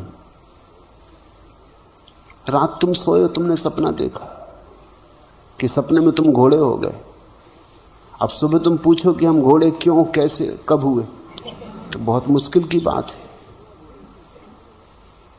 क्यों घोड़े हुए? हुए ही नहीं, पहली तो बात। हो गए होते तो पूछने वाला बचता। घोड़े तो नहीं पूछते।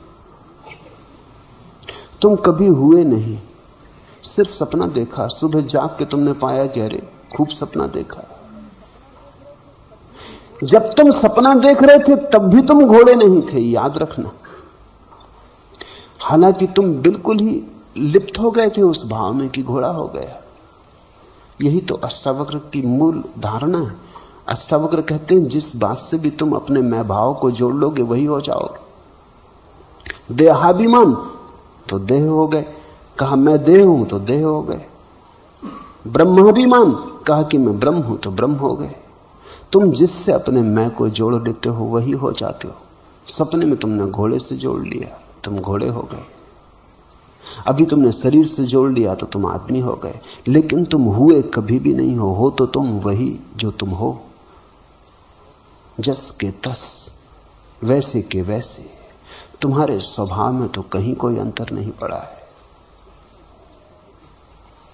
इसलिए इस तरह के प्रश्न अर्थहीन हैं और इस तरह के प्रश्न पूछने में समय मत गमाओ। और इस तरह के प्रश्नों के जो उत्तर देते हैं वो तुमसे भी ज्यादा ना समझ। ज़ैन फकीर बोकुजू के जीवन में उल्लेख है, एक दिन सुबह उठा और उठ के उसने अपने प्रधान शिष्य को बुलाया और कहा कि सुनो, मैंने रात एक सपना देखा, उसकी तुम व्याख्या कर सकोगे? उस शिष्य ने कहा कि रुके, मैं थोड़ा पानी ले आऊं, आप हाथ मुंह पहले धो ले।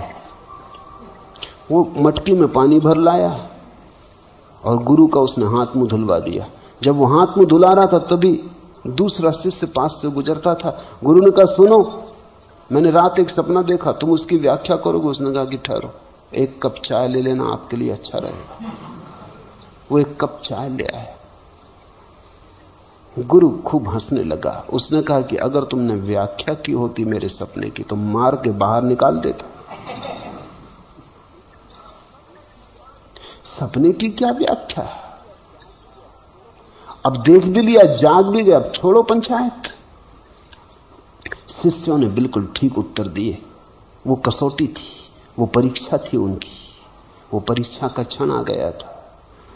एक शिष्य पानी ले आया कि आप हाथ मुंह धो लें। अब सपना गया, अब मामला खत्म करें, अब और व्याख्या क्या करनी? सपना सपना था, बात खत्म हो गई, व्याख्या क्या करनी? व्याख्या सत्य की होती, सपनों की थोड़ी।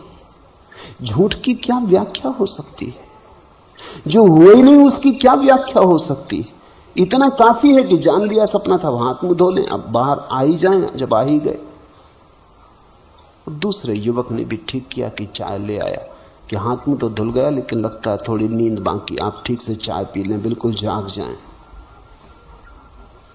यही मैं तुमसे कहता हूं, हाथ मुंह धो लो, चाय पी लो। तुम कभी अलग हुए नहीं, अलग होने का कोई उपाय नहीं। फिर पूछते हैं अंश का मूल से पुनर्मिलन, कभी ना बिछड़ने वाला मिलन संभव है या नहीं?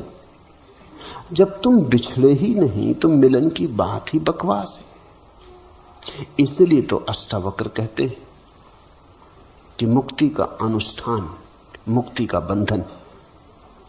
वो क्या कह रहे हैं? वो ये कह रहे हैं जिससे तुम कभी अलग ही नहीं हुए उससे मिलने की योजना, तो हद हो गई पागलपन की। तो ये योजना ही तुम्हें मिलने ना देगी। थोड़ा सोचो, अगर तुम अपने घर के बाहर कभी गए ही नहीं तो घर लौटने की चेष्टा तुम्हें जागने ना देगी।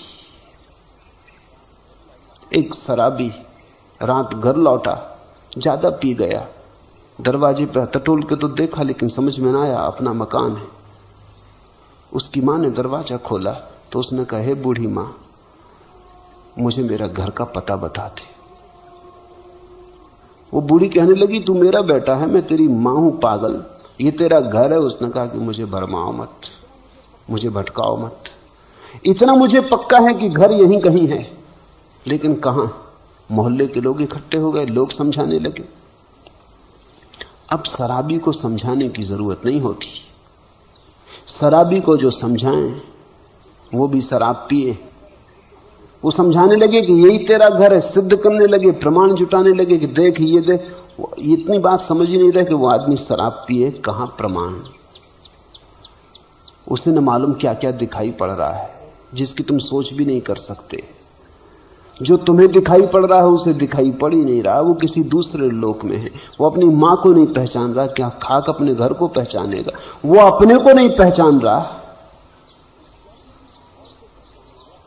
वो क्या किसी और को पहचानेगा? उसके पीछे एक दूसरा शराबी आया, वो अपनी बैलगाड़ी जोते चला आ रहा, तो उसने कहा कि तू मेरी बैलगाड़ी में बैठ, मैं तुझे पहुंचा दूंगा तेरे घर। उसने कहा कि ये आदमी ठीक मालूम होता है। सदगुरु मिल गए। ये सब तो ना समझ थे। हम पूछते हैं हमारा घर कहां है, बस वो एक ही रट लगाए हुए कि यही तेरा घर। हम क्या अंधे? ये आदमी सदगुरु है। तुम ध्यान रखना, तुम गलत प्रश्न पूछोगे, तुम गलत गुरुओं के जाल में पड़ जाओगे। एक बार तुमने गलत प्रश्न पूछा तो कोई ना कोई गलत उत्तर देने वाला मिल ही जाएगा। ये जीवन का नियम है। पूछो कि उत्तर देने वाला तैयार है। सच तो ये कि तुम न पूछो तो उत्तर देने वाले तैयार, वो तुम्हें खोज ही रहे। इस तरह के प्रश्न पूछ के तुम केवल उलझनों में अपने को डालने का आयोजन करते हो। क्या पुनर्मिलन संभव है? बिछड़न हुई ही नहीं, विदा कभी ली ही नहीं, पुनर्मिलन की बात ही क्या करनी। और फिर पूछते हैं कि क्या न बिछुड़ने वाला मिलन संभव है? कहीं ऐसा ना हो कि मिलन हो फिर बिछड़ जाए। ये सारी बातें सार्थक मालूम पड़ती हैं क्योंकि हमें याद ही नहीं कि हम कौन हैं।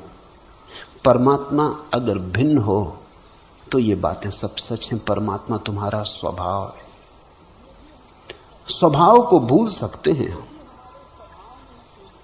ये भी हमारे स्वभाव में है कि हम स्वभाव को भूल सकते हैं। एक मित्र ने पूछा है कि अगर आत्मा शुद्ध बुद्ध है और आत्मा अगर मुक्त है और आत्मा अगर असीम ऊर्जा है, परम स्वतंत्रता है, तो फिर वासना का जन्म कैसे हुआ? यह भी आत्मा की स्वतंत्रता है कि अगर वासना करना चाहे तो कर सकती।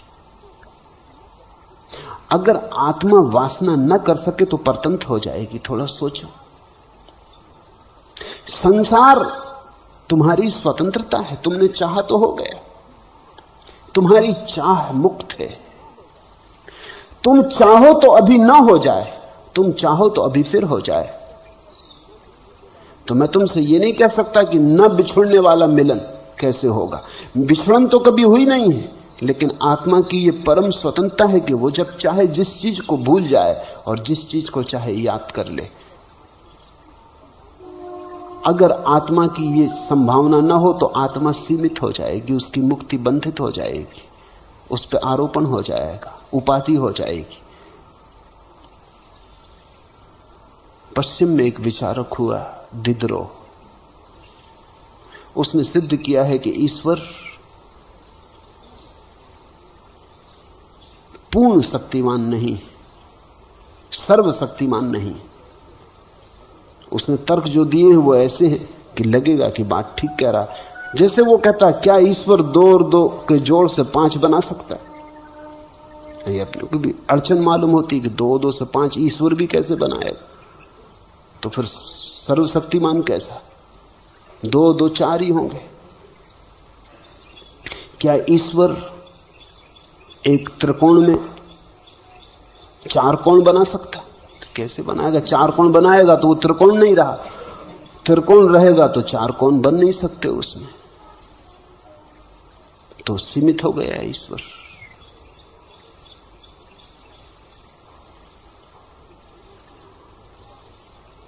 ईसाइयों की जो ईश्वर के बाबत धारणा है उसको तो दिदरो ने झचकोर दिया, लेकिन अगर दिदरो को भारतीयों की धारणा पता होती तो मुश्किल में पड़ जाता। वो कहते कि यही तो सारा उपद्रव है कि ईश्वर की स्वतंत्रता ऐसी को 2 2 5 बना देता, 2 2 3 बना देता। इसी को तो हम माया कहते हैं, जिसमें 2 2 5 हो जाते हैं, 2 2 3 हो जाते हैं। जब 2 2 4 हो गए माया के बाहर हो गए। यहां त्रिकोण चतुर्भुज जैसे बैठे,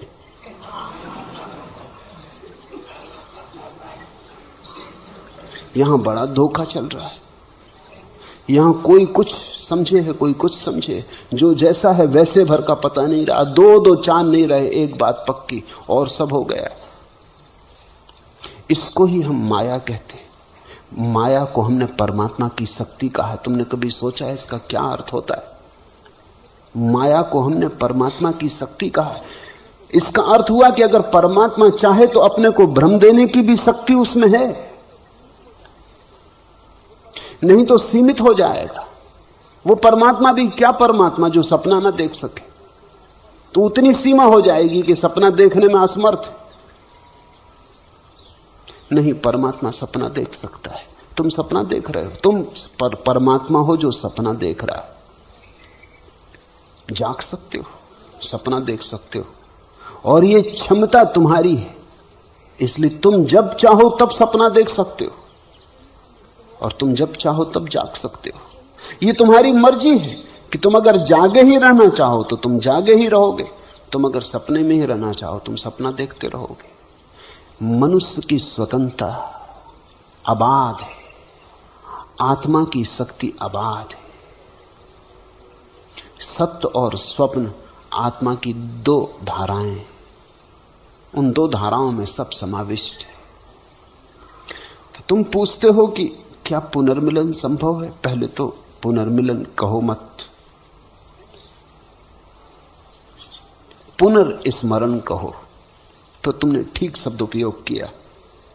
फिर तुम पूछते हो कि क्या न बिछुड़ने वाला, उसकी गारंटी मैं नहीं दे सकता, क्योंकि वो तुम्हारे ऊपर निर्भर है, तुम्हारी मर्जी।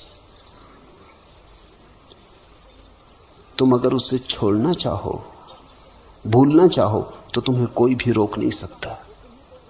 तुम उसे याद करना चाहो तो तुम्हें कोई रोक नहीं सकता। और इससे तुम परेशान मत होना, इससे तो तुम अहोभाव मानना कि तुम्हारी स्वतंत्रता कितनी, कि तुम परमात्मा तक को भूलना चाहो तो कोई बाधा नहीं। परमात्मा जरा भी अड़चन तुम्हें देता नहीं। तुम अगर उसके विपरीत जाना चाहो तो भी कोई बाधा नहीं, वो तब भी तुम्हारे साथ है। तुम जब विपरीत जाना चाहते हो तब भी तुम्हें शक्ति दिए चला जाता है। सूफी फकीर हसन ने लिखा है कि मैंने एक रात परमात्मा से पूछा कि इस गांव में सबसे श्रेष्ठ धर्मात्मा पुरुष कौन है? तो परमात्मा ने मुझे कहा कि वही जो तेरे पड़ोस में रहता है। उस पे तो कभी हसन ने ख्याल ही न दिया था। वो तो बड़ा सीधा साधा आदमी था, सीधे साधे आदमियों पर कोई ख्याल देता? ख्याल तो उपद्रवियों पर जाता है। सीधा साधा आदमी था, चुपचाप रहता था, साधारण आदमी था, अपनी मस्ती में था, न किसी से लेना न देना, किसी ने ख्याल ही न दिया था। हसन ने कहा यह आदमी सबसे बड़ा पुण्यात्मा। दूसरे दिन सुबह गौर से देखा तो लगा कि बड़ी प्रभा है इस आदमी की। दूसरी रात उसने फिर परमात्मा से कहा कि अब एक प्रश्न और, ये तो अच्छा हुआ आपने बता दिया, पूजा करूंगा इस पुरुष की, नमन करूंगा ऐसे, ये मेरा गुरु हुआ। अब एक बात और बता, मैं इस गांव में सबसे बुरा कौन आदमी जिससे मैं बचूं? परमात्मा ने कहा वही तेरा पड़ोसी। उसने कहा ये जरा उलझन की बात है। तो परमात्मा ने कहा मैं क्या करूं? कल रात वो अच्छे भाव में था, आज बुरे भाव में, मैं कुछ कर सकता नहीं। कल सुबह मैं कह नहीं सकता कि क्या हालत होगी, वो फिर अच्छे भाव में आ सकता। आत्मा परम स्वतंत्र है, उस पर कोई बंधन नहीं है। इस परम स्वतंत्रता को ही हम मोक्ष कहते हैं।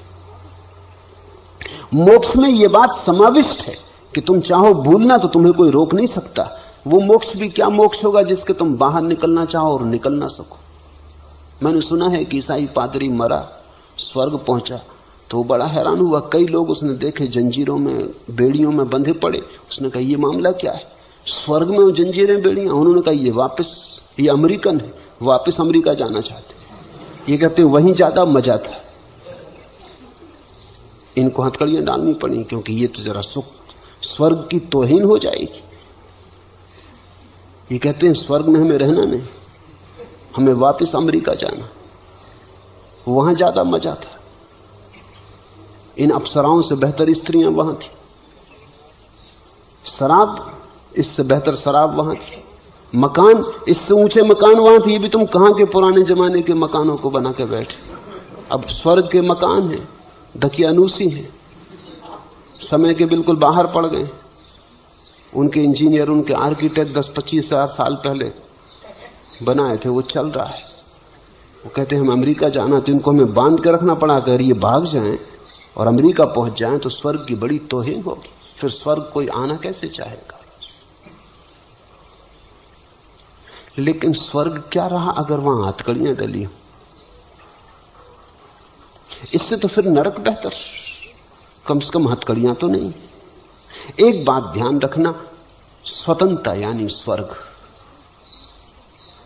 मुक्ति यानी मोक्ष। तुम अपनी स्वतंत्रता से जहां हो वही मुक्ति है। और ये अंतिम घटना है, ये अंतिम बेशर्त बात है, इसके ऊपर कोई शर्त नहीं। तो अगर किसी मुक्तात्मा की मर्जी हो जाए कि फिर वापस लौटना संसार में, तो कोई रोक सकता नहीं। लौटती नहीं मुक्तात्माएं, ये दूसरी बात है, लेकिन अगर कोई मुक्तात्मा लौट नहीं चाहे तो कोई रोक सकता नहीं, क्योंकि कौन रोकेगा? और अगर कोई रोक ले तो मुक्तात्मा मुक्त कहां रही? तुम निकलने लगे स्वर्ग के दरवाजे से, उन्होंने कहा रुको, बाहर न जाने देंगे, ये स्वर्ग है, कहां जा रहे हो? ये स्वर्ग इसी क्षण समाप्त हो गया। मैं तुमसे ये नहीं कह रहा हूं कि मुक्त आत्माएं लौटती हैं, मैं ये कहता हूं कि लौटना चाहे तो कोई रोक नहीं सकता। इसलिए मैं तुम्हें गारंटी नहीं दे सकता। तुम अगर लौटना चाहो तो मैं क्या करूंगा? तुम अगर परमात्मा को भूलना चाहो तो मैं क्या करूंगा? मैं सिर्फ तुम्हारी पूर्ण मुक्ति की घोषणा करता हूं।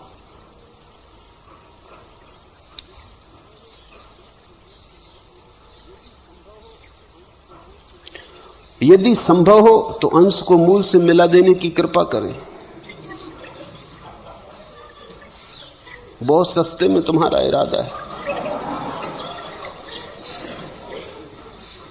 तुम ये कह रहे हो कि तुम तो मिलना नहीं चाहते, कोई मिला देने की कृपा करे, ये कैसे होगा?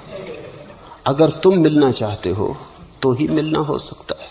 ये तुम्हारी ही चाहत, ये तुम्हारी ही संकल्प, तुम्हारी ही आकांक्षा होगी, अभीप्सा होगी, तो कोई तुम्हें और नहीं मिला सकेगा। जबरदस्ती मोक्ष में ले जाने का कोई उपाय नहीं, न बाहर न भीतर। तुम अपनी मर्जी से जाते हो। और अगर मैं किसी तरह मिला भी दूं तो तुम फिर छूट जाओगे, क्योंकि वो बाहर से लाई हुई घटना तुम्हारी आत्मा का संबंध न बन पाएगी, वो जबरदस्ती होगी। ये हो नहीं सकता, अन्यथा एक ही बुद्ध पुरुष सारी दुनिया को मुक्त कर देता। एक बुद्ध पुरुष काफी था, वो सबको मुक्त कर देता, सबको मिला देता। कोई बुद्ध पुरुषों की करुणा में कमी नहीं, उनकी करुणा में कोई कमी नहीं, लेकिन तुम्हारी मर्जी के खिलाफ कुछ भी नहीं हो सकता। और तुम्हारी मर्जी हो तो अभी हो सकता है, इसी क्षण हो सकता है। सुखी भव, अभी हो जाओ। और ये दूसरे से आकांक्षा रखना कि कोई तुम्हें मिला दे परमात्मा से, यही संसार में लौटने का उपाय है। दूसरे की आकांक्षा ही संसार में लौटने का उपाय है। कोई दूसरा सुख दे, कोई दूसरा प्रेम दे, कोई दूसरा आदर दे, वही पुरानी आदत अब कहती है कोई दूसरा मुक्त करवा दे, परमात्मा से मिला दे। मगर दूसरा, तुम कब तक कमजोर, निर्बल, नपुंसक बने रहोगे? कब तुम जागोगे अपने बल के प्रति? कब तुम अपनी वीरी की घोषणा करोगे? कब तुम अपने पैरों पर खड़े होगे? कभी पत्नी के कंधे पे झुके रहे, कभी सत्ताधिकारियों के कंधे पे झुके रहे, कभी नेताओं के कंधों पे झुके रहे। मैंने सुना है दिल्ली के पास कुछ मजदूर सड़क पर काम करने भेजे गए। वो वहां पहुंच तो गए, लेकिन पहुंच के पता चला कि अपने फावड़े भूल आए, कुदालियां फावड़े नहीं लाए। उन्होंने वहां से फोन किया इंजीनियर को कि कुदाली फावड़े हम भूल आए, तत्काल भेजो। उन्होंने कहा भेजते हैं, तब तक तुम एक दूसरे के कंधे पर झुके रहो। मजदूर करते ही यही काम है, कुल्हाड़ी फावड़ा लेकर उस पर झुक के खड़े रहते हैं, विश्राम का सहारा। उस इंजीनियर ने कहा मैं भेजता हूं जितने जल्दी हो सके, तब तक तुम ऐसा करो एक दूसरे के कंधे पर झुके रहो। हम झुके हैं, कंधे बदल लेते हैं। फिर इन सब से छुटकारा हुआ तो गुरु का कंधा, कि अब कोई गुरु लगा दे पार, कि चलो तुम ही तारण तरण, तुम ही पार लगा दो। तुम अपनी घोषणा, अपने स्वत्व की घोषणा कब करोगे? तुम्हारी स्वत्व की घोषणा में ही तुम्हारे स्वभाव की संभावना है, फूलने की, खिलने की। ये कब तक तुम शरण गहोगे? कब तक तुम भिखारी रहने की जिद बांधे बैठे हो? परमात्मा भी भिक्षा में मिल जाए। जागो इस तंद्रा से। ऐसी कृपा करें कि बार बार इस कोलाहल में आके भयभीत न होना पड़े। इस कोलाहल में तुम आना चाहते हो इसलिए आते हो, और मजा यह है कि तुमको अगर एकांत में रखा जाए तो तुम भयभीत वहां भी हो जाओगे। कौन तुम्हें रोक रहा है? भाग जाओ हिमालय, बैठ जाओ एकांत में, वहां एकांत का डर लगेगा, भाग आओगे कोलाहल में वापस। कोलाहल में हम इसलिए रह रहे हैं कि एकांत में डर लगता है। अकेले रह नहीं सकते, भीड़ में बुरा लगता है, बड़ा मुश्किल है मामला। ना अकेले रह सकते ना भीड़ में रह सकते। तुमने कभी देखा जब तुम अकेले छूट जाते हो तो क्या होता है? अंधेरी रात में अकेले हो जंगल में, क्या होता है? आनंद आता है। कोलाहल में ज्यादा बेहतर लगता है। कोई मिल जाए, कोई बातचीत हो जाए। अकेले में तुम बहुत घबराने लगते हो कि मरे, अकेले में तो मौत लगती है। परमात्मा में डूबोगे तो बिल्कुल अकेले रह जाओगे, क्योंकि दो परमात्मा नहीं है दुनिया में, एक परमात्मा है। डूबे कि अकेले हुए। परमात्मा में डूबे कि तुम ना रहे, परमात्मा परमात्मा ना रहा, बस एक ही बचा। इसलिए तो ध्यान की तैयारी करनी पड़ती ताकि तुम एकांत का थोड़ा रस लेने लगो। इसके पहले कि परम एकांत में उतरो, एकांत में थोड़ा आनंद आने लगे, धुन बजने लगे, गीत गूंजने लगे, एकांत में रस आने लगे, तो फिर तुम परम एकांत में उतर सकोगे। यह अभ्यास है परमात्मा को झेलने का।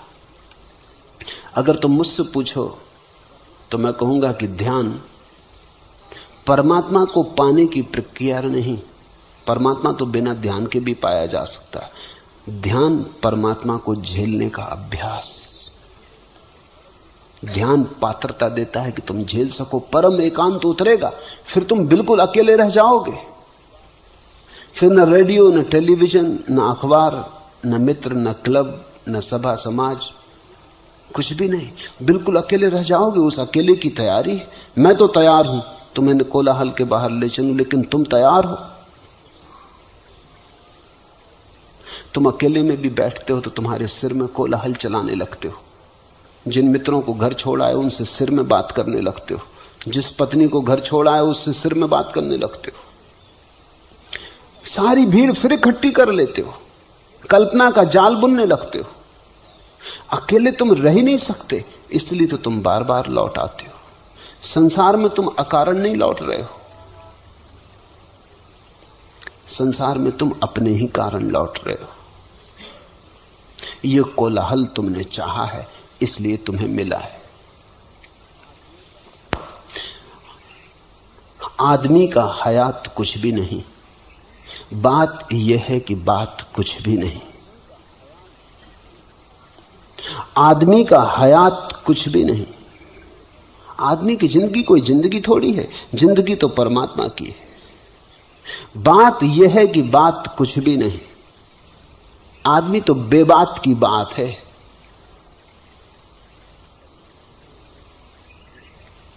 वो कल मुल्ला नसरुद्दीन जो गिर पड़ा था बिस्तर से, बेबात की बात।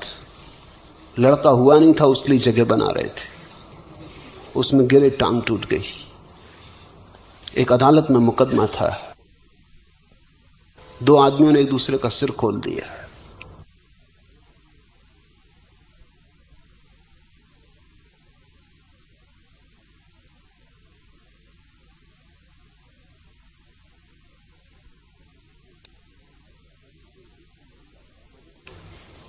मजिस्ट्रेट ने पूछा मामला क्या है। वो दोनों बड़े सच्चा। उन्होंने कहा मामला क्या बताएं, मामला बताने में बड़ा संकोच होता। आप तो जो सजा देना हो दे दो। उसने कहा फिर मामला भी तो पता चले, सजा किसको देने। तो वो दोनों एक दूसरे की तरफ देखें कि तुम ही कह दो। फिर मजबूरी में जब मजिस्ट्रेट नाराज होने लगा कि कहते हो या नहीं, तो फिर उन्होंने बताया कि मामला ऐसा, हम दोनों मित्र बैठे थे नदी के किनारे रेत में। ये मित्र कहने लगा कि मैं एक भैंस खरीद रहा हूं। मैंने कहा भैंस मत खरीदो, क्योंकि मैं एक खेत खरीद रहा हूं, और तुम्हारी भैंस खेत में घुस जाए तो अपनी जिंदगी भर की दोस्ती खराब हो जाए। इसने कहा जा जा, तेरे खेत के रोकने खरीदने से हम अपनी भैंस न खरीदें, तू खेत मत खरीद। और फिर भैंस तो भैंस है, ये कहने लगा। अब घुसी गई तो घुसी गई, अब कोई भैंस के पीछे हम दिन भर थोड़ी खड़े रहेंगे। और ऐसी दोस्ती क्या मूल्य की। कि हमारी भैंस तुम्हारे खेत में घुस जाए और इससे तुम्हें अड़चन हो जाए। तो मैं भी रोब में आ गया और मैंने कहा अच्छा तो खरीद लिया खेत, तू दिखा खरीद के भैंस। तो मैंने ऐसा जमीन पर रेत पर लकड़ी से खेत बना दिया कि ये रहा खेत, और इस मूर्ख ने एक दूसरी लकड़ी से भैंस घुसा दी। झगड़ा हो गया, मारपीट हो गई। अब आपसे क्या कहें, आप सजा दे दो, कहने में संकोच होता है। आदमी का हयात कुछ भी नहीं, बात यह है कि बात कुछ भी नहीं। तूने सब कुछ दिया है इंसान को, फिर भी इंसान की जात कुछ भी नहीं। इस तराबे दिलो जिगर के सिवा शौक की बारिदात कुछ भी नहीं। हुस्न की कायनात सब कुछ है, इसकी कायनात कुछ भी नहीं। आदमी पैरहन बदलता है, यह हयातो मयात कुछ भी नहीं। आदमी सिर्फ कपड़े बदलता है, न तो जिंदगी कुछ है न मौत कुछ है। आदमी पैरहन बदलता है, यह हयातो मयात कुछ भी नहीं। आदमी का हयात कुछ भी नहीं, बात यह है कि बात कुछ भी नहीं। इतना तुम्हें समझ में आ जाए कि तुम बेबात की बात हो, कि तुम्हें सब समझ में आ गया। आखिरी प्रश्न, कब से आपको पूछना चाहती हूं, कृपया आप ही बताएं कि क्या पूछूं। मेरे प्रणाम स्वीकार करें। पूछा है दुलारी ने। निश्चित ये बात है, वर्षों से मैं उसे जानता हूं, उसने कभी कुछ पूछा नहीं। बहुत थोड़े लोग हैं जिन्होंने कभी कुछ न पूछा हो। ये पहली दफा उसने पूछा, ये भी कुछ पूछा नहीं। कब से आपसे पूछना चाहती हूं, कृपया आप ही बताएं कि क्या पूछूं। जीवन का वास्तविक प्रश्न ऐसा है कि पूछा नहीं जा सकता। जो प्रश्न तुम पूछ सकते हो वो पूछने योग्य ही नहीं, जो तुम नहीं पूछ सकते वही पूछने योग्य है। जीवन का वास्तविक प्रश्न शब्दों में बांधा नहीं जा सकता। जीवन का प्रश्न तो केवल सुनी आंखों से, जिज्ञासा भरी आंखों से निवेदित किया जा सकता है। जीवन का प्रश्न तो अस्तित्वगत है, तुम्हारी पूरी भाव दशा से प्रकट होता है। दुलारी को मैं जानता हूं, उसने कभी पूछा नहीं, लेकिन उसका प्रश्न मैंने सुना है। उसका प्रश्न उसका भी नहीं, क्योंकि जो तुम पूछते हो वो तुम्हारा होता है। जो तुम पूछ ही नहीं सकते वो सबका है। हम सबके भीतर एक ही प्रश्न है, और वो प्रश्न है कि ये सब हो रहा है, ये सब चल रहा है, और फिर भी कुछ सार मालूम नहीं होता। ये दौड़ धूप, ये आपाधापी, फिर भी कुछ अर्थ दिखाई नहीं पड़ता। इतना पाना खोना, फिर भी न कुछ मिलता मालूम पड़ता, न कुछ खोता मालूम पड़ता। जन्म जन्म बड़ी यात्रा, मंजिल कहीं दिखाई नहीं पड़ती। हम हैं, क्यों हैं? ये हमारा होना क्या है? हम कहां जा रहे हैं और क्या हो रहा है?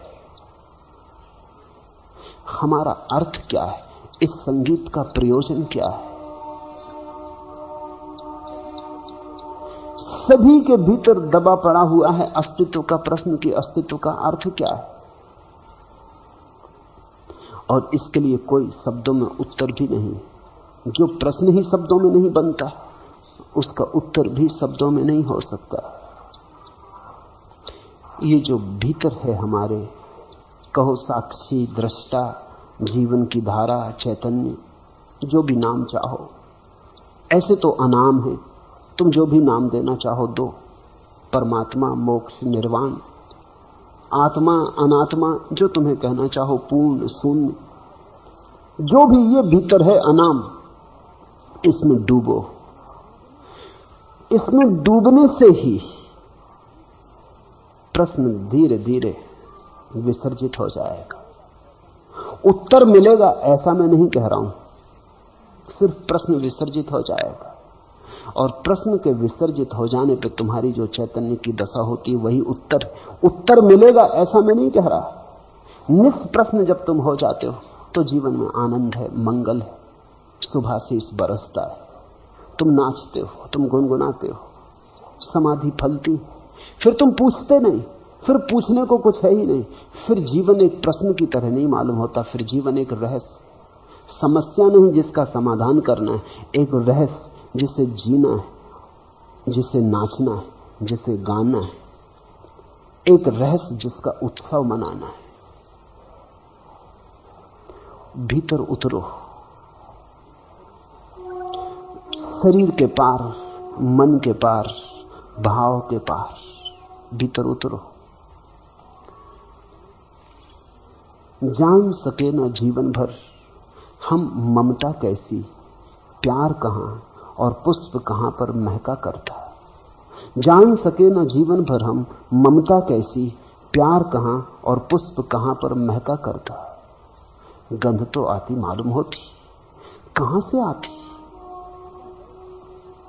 जीवन है, इसकी छाया तो पड़ती, पर इसका मूल कहां? प्रतिबिंब तो झलकता है, लेकिन मूल कहां?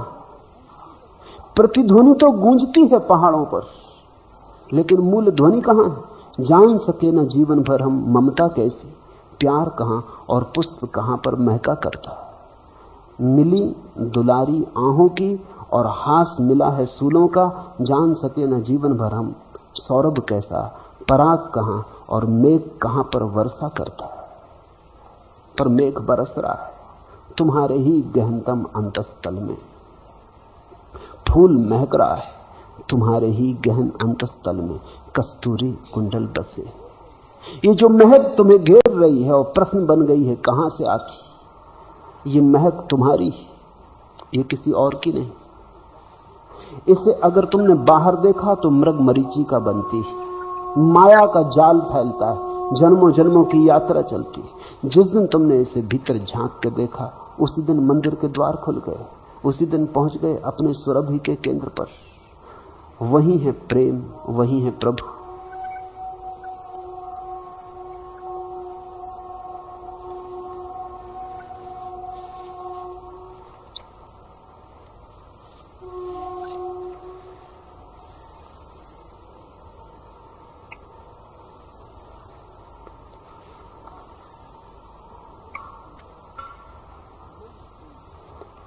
मन उलझाए रखता बाहर, मन कहता चलेंगे भीतर, लेकिन अभी थोड़ी देर और। किसी कामना के सहारे नदी के किनारे बड़ी देर से मौन धारे खड़ा हूं अकेला। सुहानी है गोधोली बेला, लगा है उमंगों का मेला। ये गोधोली बेला का हल्का धुंधलका मेरी सोच पर छा रहा है। मैं ये सोचता हूं मेरी सोच की शाम भी हो चली। बड़ी बेकली है मगर जिंदगी में निराशा में भी एक आशा पली है। मचल अभी कुछ देर और ए दिल, सुहाने धुंधलके से हंसकर गले मिल, अभी रात आने में काफी समय।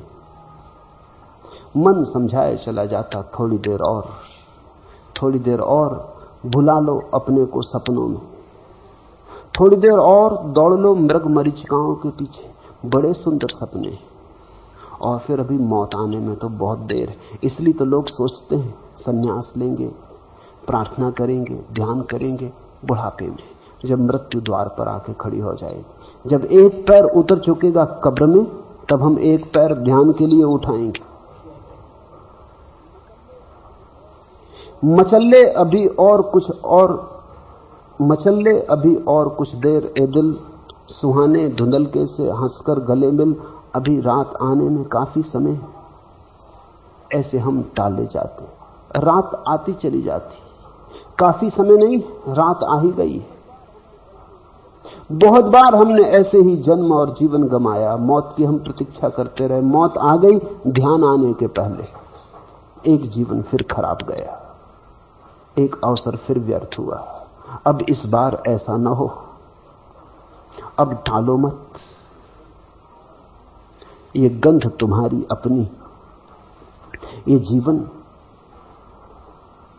तुम्हारे भीतर ही छिपा है। घूंघट भीतर के ही उठाने, प्रश्न कहीं बाहर पूछने का नहीं, उत्तर कहीं से बाहर से आने को नहीं। जहां से प्रश्न उठ रहा है भीतर, वहीं उतर चलो। प्रश्न भी साफ नहीं है, फिक्र मत करो।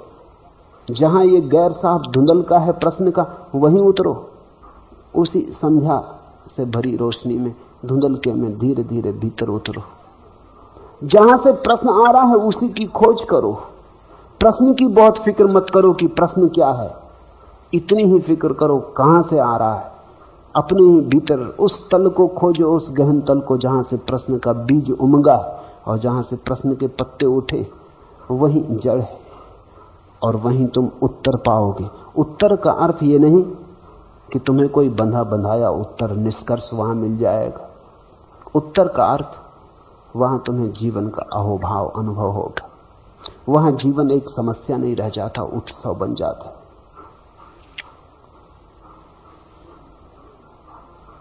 एक चिकना मौन जिसमें मुखर तपती वासनाएं दाहक होती लीन होती, उसी में रवहीन तेरा गूंजता है छंद रित विज्ञप्त होता है।